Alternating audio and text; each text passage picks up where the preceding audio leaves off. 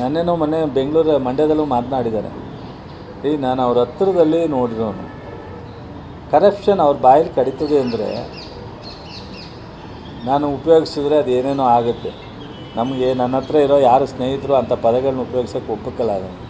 ನಮಗೂ ಬರುತ್ತೆ ಭಾಷೆ, ಬಟ್ ನಮಗೆ ಯಾರೂ ಒಪ್ಪಲ್ಲ. ಅವೆಲ್ಲ ನಿಮ್ಗೆ ಅಲ್ಲ ಅಂತಾರೆ ಭಾಷೆನ ಉಪಯೋಗಿಸೋದು.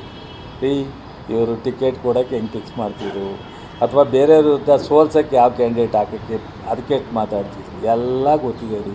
ರಾಜಕಾರಣ ಇವರು ಮುಖ್ಯಮಂತ್ರಿ ಆದಾಗ ಅಥವಾ ಅಪೋಸಿಷನಲ್ಲಿದ್ದಾಗ ಯಾವ್ಯಾವ ಕರಪ್ಷನ್ ಬಗ್ಗೆ ಅಥವಾ ದುಡ್ಡಿನ ಬಗ್ಗೆ ವ್ಯಾಪಾರದ ಬಗ್ಗೆ ಕುಮಾರಸ್ವಾಮಿಯವರಿಗೆ ಅಲ್ಲ ರೀ ಮಾತೇ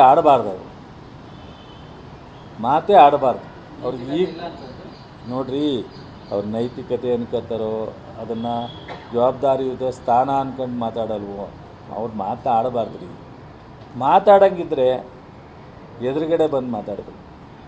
ಈಗ ನಮ್ಗೆ ಅಸೆಂಬ್ಲಿಲಿ ಅವಕಾಶ ಇಲ್ಲ ಅವ್ರಿಗೆ, ಅವ್ರು ಕೇಂದ್ರಕ್ಕೆ ಹೋಗ್ಬಿಟ್ಟಿದ್ದಾರೆ, ನಾವು ಇಲ್ಲಿದ್ದೀವಿ. ಅಸೆಂಬ್ಲಿಲಿ ಚರ್ಚೆ ಮಾಡೋಕ್ಕಾಗಲ್ಲ ಅವರು. ನಿಮ್ಮಂಗೆ ನಾನು 2-3 ಸಲ ಹೇಳಿದ್ದೆ ಬೆಂಗಳೂರು ಯಾವ್ದಾರ ಟಿ ವಿ ಅಂತ. ಈಗ ನಮ್ಮ ಮುಖ್ಯಮಂತ್ರಿಯನ್ನ ಕಳಿಸಲ್ಲಪ್ಪ. ಆ ಥರ ಚರ್ಚೆ ಮಾಡೋದಾದರೆ ನಾನು ಬರ್ತೀನಿ, ನಾನು ಒಬ್ಬನೇ ಬರ್ತೀನಿ, ಅವರು ಒಬ್ಬರೇ ಬರಲಿ, ಅಥವಾ ಅವ್ರು 4 ಜನ ಕರ್ಕೊಂಬಲ್ಲಿ ನಾನು ಒಬ್ಬನೇ ಬರ್ತೀನಿ. ನನಗೆ ಇನ್ಯಾರ ಕರ್ಕೊಂಬರ್ಬೇಕು ಅದ ಅವರೇ ಸೂಚನೆ ಕೊಟ್ಟರೆ ಕರ್ಕೊಂಬರ್ತೀನಿ, ಚರ್ಚೆ ಮಾಡೋಣ.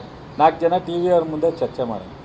ಇವೆಲ್ಲ ಬಿಟ್ಟುಬಿಟ್ಟು ಯಾವ ಕರಪ್ಷನ್ನು ಇದನ್ನು ಬಿಟ್ಟು ರಾಜ್ಯದ ಅಭಿವೃದ್ಧಿ, ಜನರ ಕಾರ್ಯಕ್ರಮ, ಜನರ ಬದುಕಿನ ಬಗ್ಗೆ ಏನಾದರೂ ಒಂದು ಅಭಿಪ್ರಾಯ ಇಲ್ಲಿ ಸಲಹೆ ಕೊಡಲಿ, ಅದನ್ನು ಸ್ವೀಕಾರ.